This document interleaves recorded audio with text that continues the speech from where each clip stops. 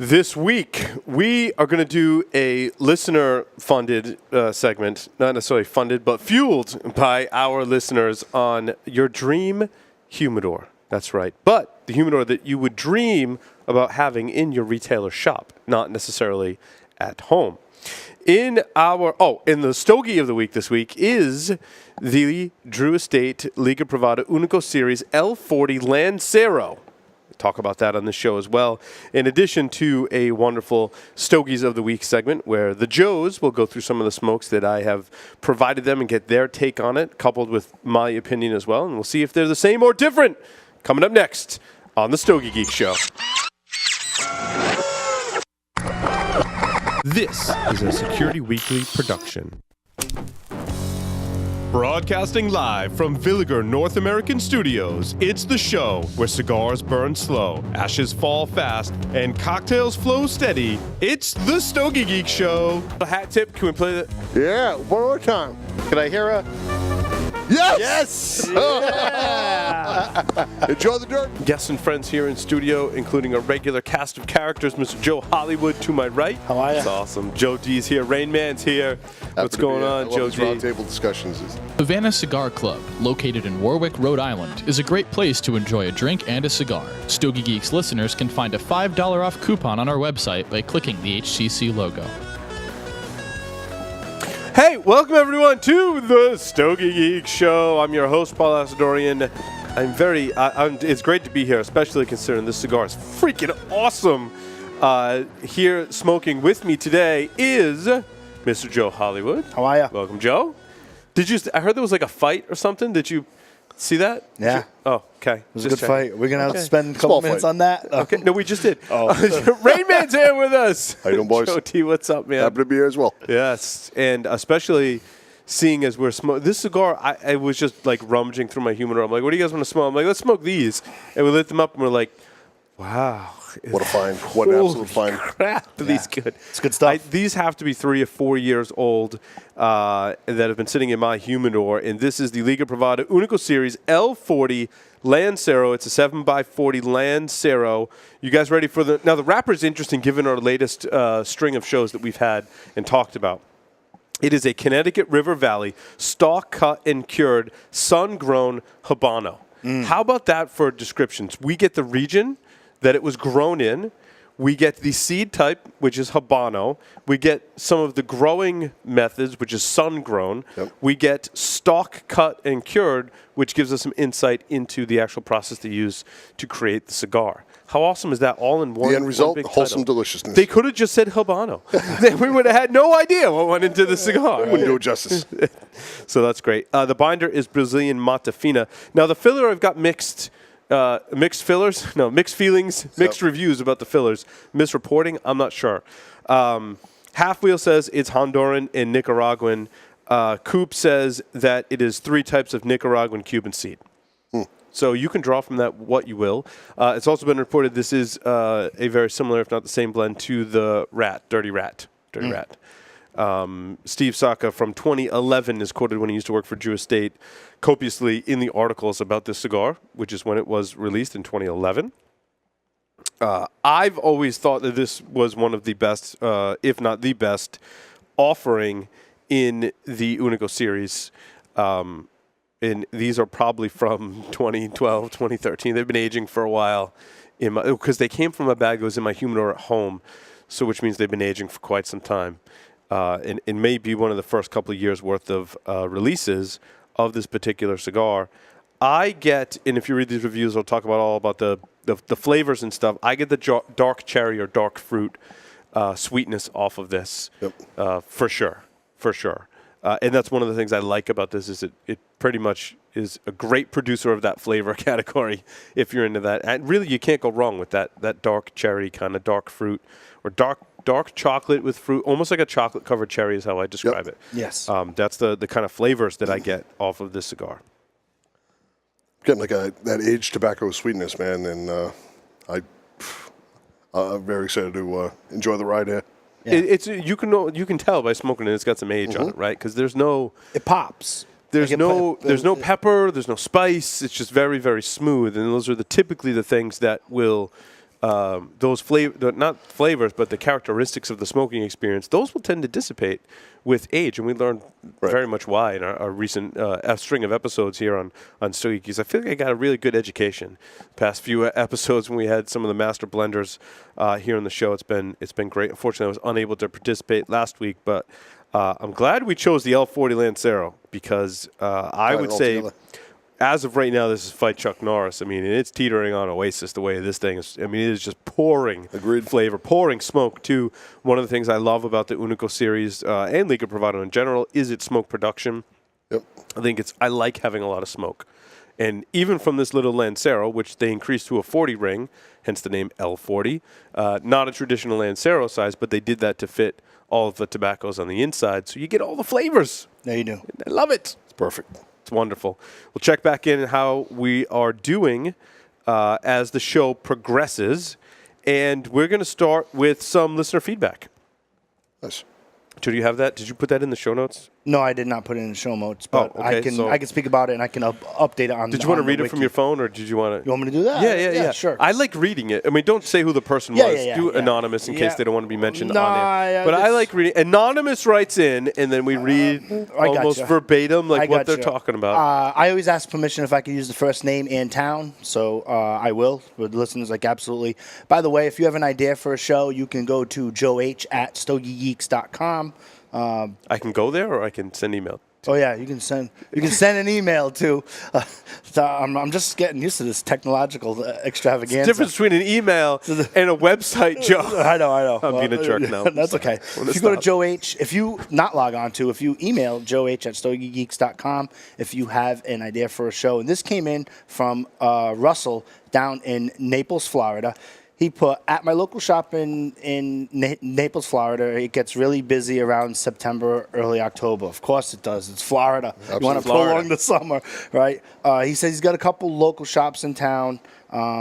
Also, they have the Rocky Patel Burn over there, as well as some other shops. And one of the owners, not of that particular shop, but of the shop that he frequents, likes to stay in a certain price range for customers, and I think that's pretty much a staple. Does he say what the shop is? I think I've been price there. range? No, he doesn't. And there was one in like a strip mall. I have family that lives in Naples, so Yep. So what he wanted to do for an idea for the show is for us here on Stogie Geeks to create a fantasy draft where we would build a humidor from the retail side. And so if, I think this is a great idea because if you're building a humidor for yourself, you like to go with what you like to smoke, obviously, and maybe some of your friends, you know. But from the retail side, you want to build a humidor, and then you also want to build a humidor of product that will sell. Right. You know? Yep. And from my experience touch all those price points there, when I give a description, I always, even on some of the reviews that I do, I always say, I like it, don't like it, but I know it sells within the retail stores over there. So we are going to build a dream humidor with a bunch of facings, and we're going to toggle through why we like them. And couldn't be at a better time. Everyone's dialed in fantasy football. Yeah, so, and if you want to jump in the conversation, this will get posted up on the social media. So by all means, you can comment or email. Tag they don't tag, right? No. What? They don't tag on there? Yeah, No. if you want to keep the conversation, it would tag us, tag Stogie Geeks. Like a hashtag? Anyway, trying to show my technical Pulsar up gang symbols. I don't know what's going on. right. And anyway, we are going to build a dream humidor from the retail side. And I hope that we give some reasons why, too, so it becomes a good episode. So what I think is the problem that we're trying to solve in building this dream humidor, for me, is you want to have a selection at your local tobacconist that is of 15 or better dollars per cigar, because typically buying a whole box at $15 or $20 is a really hefty investment. Sure. Right. And that has to be like a really good cigar for me to want to put that much investment and give up space in my humidor at a $15, $20 plus price tag. Really, Padron is the retailer for me, manufacturer for me rather, that I will do that. because typically, number one, they come in boxes of 10, and number two, I've never been dissatisfied with that style of box purchase. And I typically do that in my humidor. Now, there are several other brands that I want to smoke that I don't necessarily want to drop the $200+ on a particular box, and that's where I would look to my retailer to be able to carry those so I could buy them in ones and twos. Because the other problem is you can go online and buy singles, but it's not a great experience, right? It's not. I can't. I got to pay shipping usually. Mm-hmm. Sometimes I got to click the button and say I just want one, and I got to build my cart, and it's tedious to do that online. Whereas I can walk into my retailer and just more easily have a better experience, I think, buying singles than I can online. Mm-hmm. And so that's kind of my take on this whole thing if I'm the customer designing the humidor. Now, from a retailer's perspective, we can talk about the two completely different because they want to move product, they want to sell boxes. So we'll talk about that, I think, on the second half of this. Mm-hmm. Davidoff definitely has a lot of offerings in this category. Now, hold back on the retailer side, right? That's why I preface it with that. It's like a $40,000, or I don't want to speak for Davidoff, whatever it is. It's a high price tag to carry. Price of smoke is going up. Yeah, it's one of those things and I think it's a luxury item retailer dynamic with the manufacturer that it's not just like other areas that aren't luxury. We can just go start selling whatever product. This is in a category of its own, or very small category where you have to have that buy-in. Mm-hmm. So for that reason, I really like to have cigars at that price point from Davidoff that I can buy singles or even 5-packs from, because Davidoff has those 5-packs. I think specifically to address that issue. Yeah. I want to buy some. Yep. I don't maybe know how many I'd buy like 2 or 3, but if Davidoff has this really nice display, and our local retailers here, a couple of them that are Davidoff retailers, and you can buy a box of 5, and it's like, oh, well, it's nice packaging, and they're totally preying on that, and so I buy the 5-pack. So I like the Winston Churchill series. I think those are great, and I'll review one of the limiteds, but I think the regular Winston Churchill and the Robusto is certainly awesome, probably somewhere close to that price point. I like the limited editions from Davidoff too. I mean, now you're getting into the $40 price range. Yep. However, I would buy those as singles. I typically wouldn't buy a box, especially if I don't know what I'm getting, as different limited releases from Davidoff have kind of been hit or miss.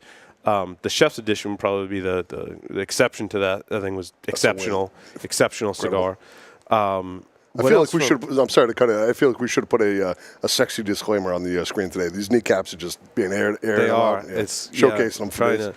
It's still summertime, and we're trying to preserve summer as not summer-like as it's been. We're still all wearing shorts, and I apologize for that in advance. Good point, Joe D. Yes. However, they're not short shorts. We're not getting that crazy. So, but I mean, really, all of the newer offerings from Davidoff have just been outstanding.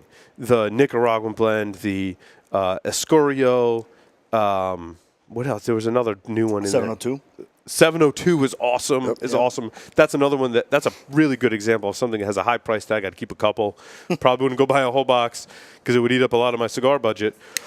Excuse me, but I want a retailer to keep that in their humidor. And so, any other thoughts on Davidoff before we move off of that? Because our listeners are going to get really tired of us talking about. Yeah, no. I wanted to just summarize. See, my approach is slightly different. So yeah, I think Davidoff. I mean, obvious it will attract, especially I think geographically where your retail section is located. You have to know if it's in Naples, Florida, for example. From the listener, you're getting both clientele. You're getting your everyday worker. Yep. And you're getting, white collar, blue collar, and then you're also getting tourists. Yep. And frequent tourists. So I think the geographical location of the cigar shop, if you're building the Dream Humidor there. Yep. But Davidoff is obviously a staple, even, not to get into cigar customer segmentation, but, your a Davidoff, or you had mentioned the Padron, it's a celebratory cigar. Mm-hmm. Having it in the humidor is a great example, and I think a lot of people would flock to the product, obviously. Mm. If I could add, in mirroring the fantasy football style draft / humidor we're going with, those staple picks of Padron, Davidoff, Those are the big, sexy picks, the Aaron Rodgers, the Bradys, all the high-end running backs. But you also like to reach out maybe for those high-end picks that troublesome with the law and various other reasons.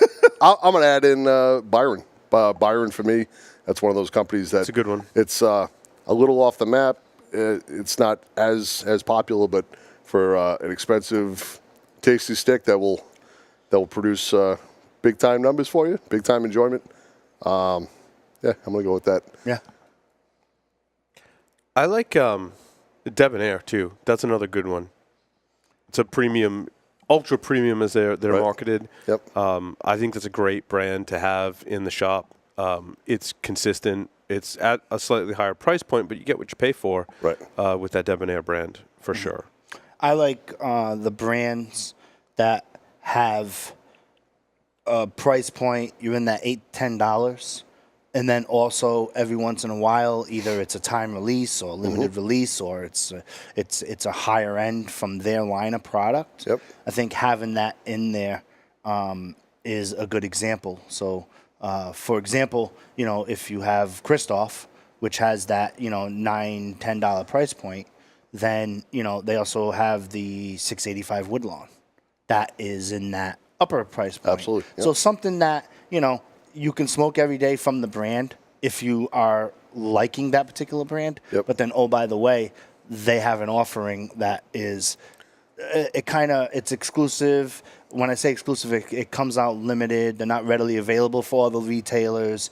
Maybe a couple of regulars around the cigar shop could kind of flock around that. So I was thinking about the brands I'm going to mention have that type of theme to it. I was kind of thinking too. For all the fantasy drafts I do, I'm a big depth guy. I like those middle of the road gems as far as price points. Liking it back to the cigars. A lot rawer. Christoph certainly. There's plenty of them. Southern Draw. There's plenty that are out there that really hit on the flavor wheel. Plenty of offerings, and there should be something for everybody in that kind of mix. Right. And right within that price point, like you said, that $8 to $12 range, and we should be able to hit everybody on multiple fronts. Yeah, I agree. Once you get to $15, what we're talking about that's a higher price point. Mm-hmm. That's definitely I would call in the ultra premium range. When you're paying that price point for a cigar, the quality has to be there. At the $15+ price point, rounds you're 1 8 through to 10. 4. Yeah, you're $8 to $10. Yeah. That's kind of like your average price, Right. I think, for picking up a box, and buying more regularly. At $15, the regularity gets to be very, very pricey unless you have a lot of disposable income. You're probably not stacking your humidor with $15 cigars. I think it goes back to conversations we've had about wine.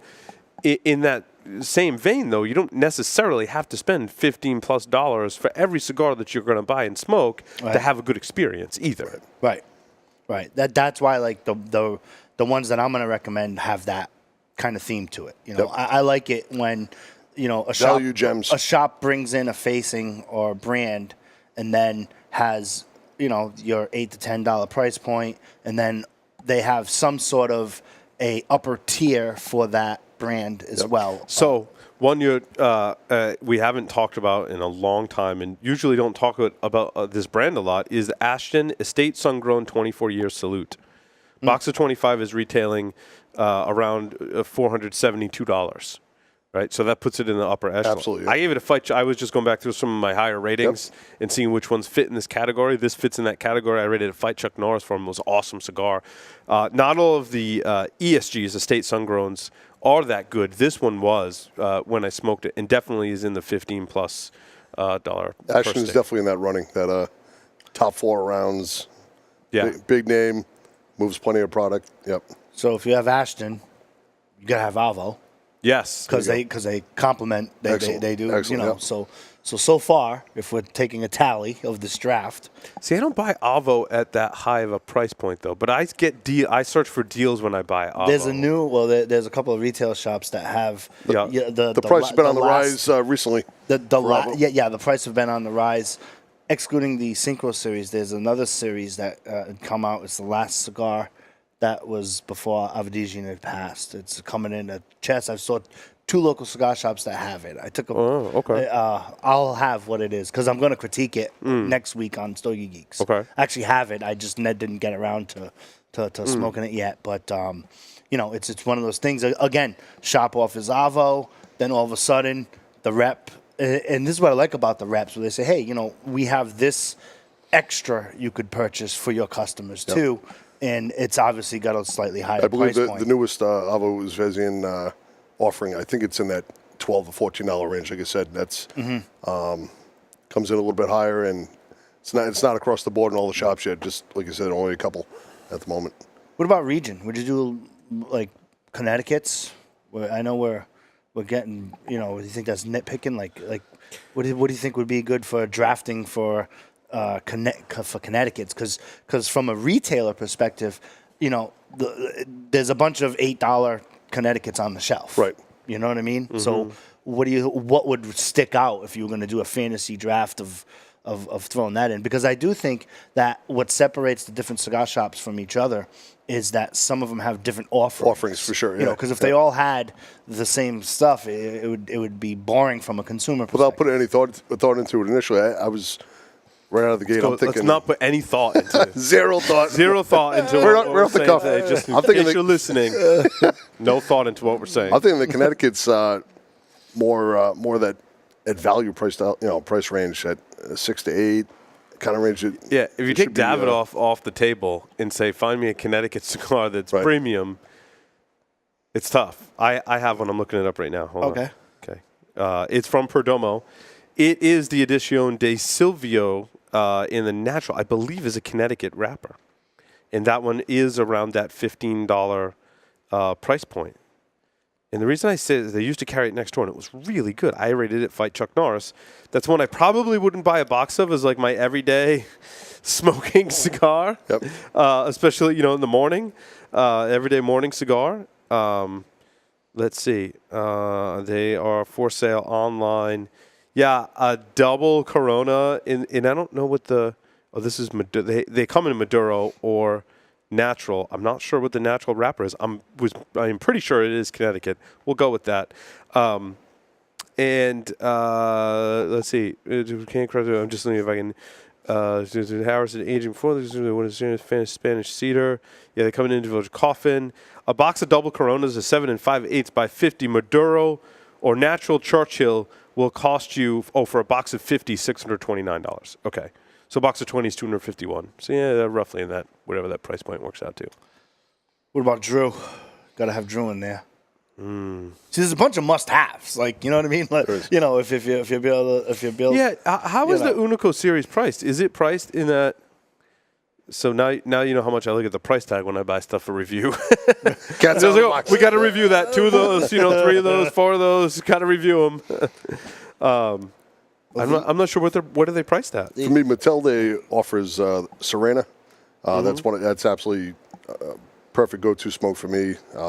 Lighter smoke. I think it's in the $6 to $7 price range.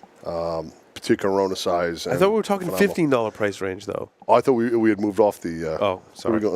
Never mind. Letter value. I don't pay. I don't. We're still in the 15 range. I was. Okay. I wasn't leaving the. I never left the $15 range. Let's get back to it. I wasn't done with. I want to encompass everyone into the humidor. I know. You know what I mean? I thought the point was at the $15 price range, though.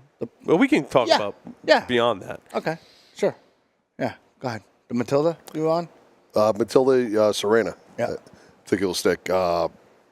If we're dropping also in that $6, $7, $8 range, La Mission by L'Atelier. That's a great stick for me. Mm-hmm. And then Tat's YA for sure. Mm-hmm.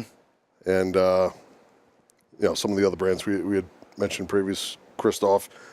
You have like an array of flavors and kind of all in that the middle of the road price range. So you're right. The Unico series is this 14, L40. 15? This L40, the MSRP is around $15. Yeah. Well, that's a must-have then. I'd put this on the list. Oh, yeah. Holy crap. Yeah. How are you guys doing? Like, this is just continuing to pour, like, amazing flavor. Yeah. It's ridiculous. Definitely getting that black cherry for sure. Getting that. Yeah, most of the Unico series is in that $15 but give or take a couple of dollars in either direction, it is squarely in that price range. So that's why I went to look it up. I had a feeling that was the case. What would you do? That's another thing where there's a qualification that the retailer has to meet in order to be able to carry the Unico series, right? You have to be selling so much for that particular retailer because they're limited. However, I would highly recommend that, as they've been coming around more and more often. I think a lot of the demand has slowed down largely because of the supply has increased. So you'll find these at retailers, but I think it's a great buy. I still enjoy many of the cigars in the Unico series for sure. The regular Liga Privada line, I think we've talked about. It just, for me, doesn't have the same punch that it did, the same profile that it did many years ago. But the Unico series has stayed consistent, in my opinion. I think they're equally as good as they were. So, yeah, the rats are like, Dirty Rat is $14.50 MSRP. Yep. Some of the online prices are $13, but local retailers, tax and all that stuff, yeah, you might pay as much as $16. Right. So, how about in that second tier? Moving on to that second tier, as far as Drew Estate, what are you going to throw in there? Like the infused? Must have for a shop. The infused stuff? I mean, good. It, from a retail perspective, it attracts an audience. That's a great point, though. As a premium cigar smoker, I do enjoy some of the infused stuff. I don't keep as many on hand where I would have a box, though, and that's one where I want my retailer to have some available for me because, like, when the mood strikes me, I'm going to reach for one, and that mood only strikes me every so often. I do love the Tobacco Special. I think it's fantastic. There was one from another series that we reviewed on the show, Kentucky Fire Cured is Kentucky Fire Cured is probably another one, right? I don't know if I'd have a whole box of Kentucky Fire. I'm just not a huge fan of that mesquite flavoring type stuff in my cigar. It might not be an everyday stick. It's not for me, and maybe for some it is an everyday stick. I think for most of us premium cigar smokers, it's an every once in a while. I'm told it pairs well with a Bloody Mary, and I think I haven't tried that pairing yet. Maybe we should do that for a show. Maybe we should pair. That's a great excuse for us to smoke Kentucky Fire Cured and drink Bloody Marys. All right. It's always a win. Next show, double win. Kentucky Fire Cured with Bloody Marys. But that is a great example of something that you would want to carry and have in a retailer to buy kind of on an ad hoc kind of basis. And we jumped in that fire pit scenario, fall weather. Yeah. KFC for sure, man. I like it when you walk in, from a draft perspective, when you walk into a retail humidor and there's something just completely different. I'm not talking about infused different. Yeah. I'm just talking about a brand that you never heard of before. And you can try it. And there are some that are out there still. Those walk-on talents. There are some that are out there, like the small brand that, and you can always tell, like, especially here in Rhode Island. Down at the bottom right corner or something, right? But no, like I think sometimes some of those are kind of hidden gems. I think that's part of the excitement. What would you have in that line? Like something that you smoke, it's really small.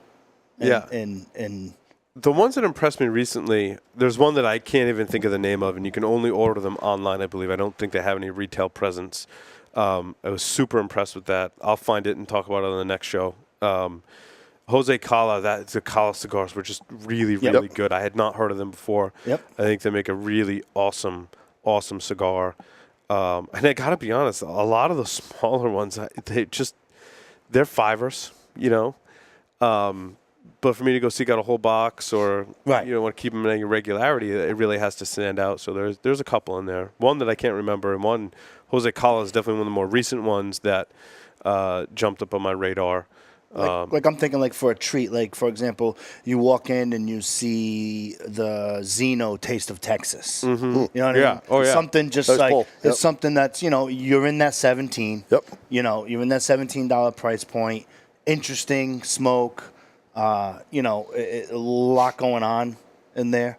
In my opinion. Paul Gamarian for me would be one I'd love to still find in my retailers. Paul Jim. Paul Gamarian. Like you have obviously turned me on to those and those 25th anniversary. Good Lord, are those to me, just amazing. To me, it is amazing. It is as super close as you could get, and it's not comparison, but the aftertaste starts to lure in that pork tenderloin taste. It's got a meaty. It does. It has like a meaty taste. Has a meaty taste to it. The 25th anniversary Paul Gamarian, again, ultra. I know we throw a lot of boutique, the name boutique out, but that's like really, really, I did smoke in the next segment, Stogies of the Week. I had something that's boutique-y like that. Okay. And again, the shop owner was like, oh, I was at the show. I met the guy. Supposedly, these are very popular on the West Coast. I brought them in and see how they go, and they're gone. They moved because they only buy a little bit of boxes and kind of see how they go. I mean, and most of them go quickly, and they might not come back because they'll be on back order or all of that stuff that goes on. But I like when you walk into a shop and you see something different like that. Like I remember walking. About that Nymphomaniac. Well, yeah, that's a good Crux. example. Well, yeah. Well, a couple of years ago, Crux had a bigger presence in the Rhode Island retailers, and then they kind of dropped off. What happened? kind of dropped off. Actually, I ran into the rep the other day. We're going to be having an interview soon. But anyway, that's good. Yeah, but I was like, where have you guys been for 2 years? Yeah, Casey Hogan, I think, was in the area recently. Yeah, and whatnot, and it's. I like when you walk into shops and you see that type stuff. For sure. It makes your day as you're walking out. A few new gems to have at, and excellent. Yep. Ooh, those are back in stock. I mean, they're not. They don't have any more. What? Paul Gamarian Reserva Exclusiva Corona Extra. It's got a $10 price point. Yeah. Those are really good. I'm actually surprised to see them in stock on a particular site. But yeah, I would better go buy my box as soon as we're done with the show. Hold on, we'll take a break. There you go. But yeah, and with that, we'll take a break. We'll be right back. At the carts. It's definitely I like that atmosphere because I also think that from a retail perspective, and I don't think that some of the local retailers do this enough.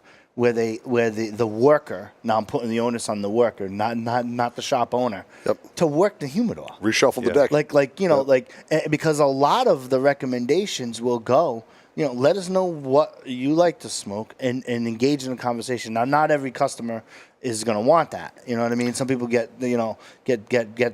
I rather have the employee follow me in the humidor and say, hey, you normally smoke this. Why don't you try this? As opposed to following me in the humidor with the clipboard. That still drives me nuts. I kind of like the format of some of the shop owners we've talked to in the past, having that featured section. Maybe it's sticks they want to move. Maybe it's sticks brands they want to introduce the customers to. But just a little something to keep it fresh and new and draw your attention right out of the gate as soon as you come in. Yeah. Naples, Florida. I think Caldwell would do pretty good over there too. Yeah, probably. Like Caldwell, because you got some of the tourists. They got some really interesting blends. Out there too. They got if you're into that type of stick, boutique type of stick, they are still varying price points. Yeah, varying price points. They got some higher end stuff. They also have a lost and found segment. You know about that, lost and found? Caldwell's Lost and Found. I have heard of that. Where they lose things. They find okay. Like again, when you walk into a shop and you're able to see that, and it's like wow, like it's a. From that perspective, though, and from the retailer's perspective, I think you got to have a lot of brands that everyone's going to recognize, especially when you're dealing with the travelers. I think for that is squarely Arturo Fuente, especially being in Florida. There's already a big presence built up around that brand in Florida.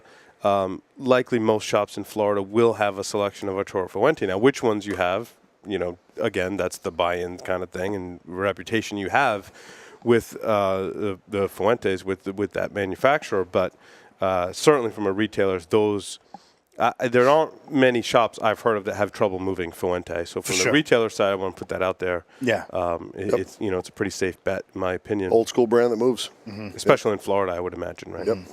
I put the La Auroras out there too. I think if a shop does not look into that brand, they're because again they touch on all the price points as well. Yep. And they've got a good region. In talking with Manuel, right, they've got a great marketing strategy now. They've got that more value price stuff, and they've got the higher end stuff. Right. I think they're positioned well in the market. They've got something for everyone, regardless of the kind of smoker you are. And with their newer offering. What was that we smoked? ADN? Yeah. DNA. Yeah. With the new DNA, like that's just branching out. So they've got something for everyone, in my opinion. So. Right. definitely. Last closing thoughts on this.